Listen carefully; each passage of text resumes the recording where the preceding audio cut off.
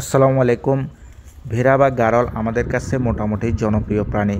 অনেকে বাণিজ্যিক ভিত্তিতে ভেড়া পালন করে থাকেন। কৃষিকাজের জন্য গৃহপালিত হওয়া প্রাচীনতম প্রাণীগুলোর মধ্যে ভেড়া একটি, যারা পশম, মাংস এবং দুধের জন্য বিখ্যাত। ভেড়া দলবদ্ধ প্রাণী, দলনেতাকে অনুসরণ করে থাকে। ভেড়া সম্ভবত ইউরোপ এবং এশিয়ার বন্য ভেড়ার প্রজাতি থেকে এসেছে এবং ইরান অঞ্চলের মধ্যেও এর আদি ভৌগোলিক সীমারেখা অবস্থিত। বাংলাদেশের চরাঞ্চলগুলোতে অনেকে ভেড়া পালন করে থাকেন।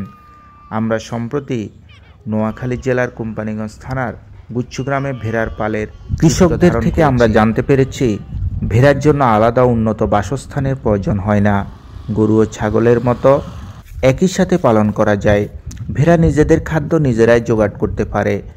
ভেড়া পালনে প্রাথমিক খরচ তুলনামূলক অনেক কম। ভেড়ার সংখ্যা অতি তাড়াতাড়ি বাড়ে। ভেড়ার মলমূত্র জমির সার হিসেবেও ব্যবহৃত হয়।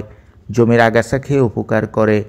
জলাশয়ের ঘাস চরে খেতে পারে এবং ভেড়ার রোগ ব্যাধিও নাকি খুব কম।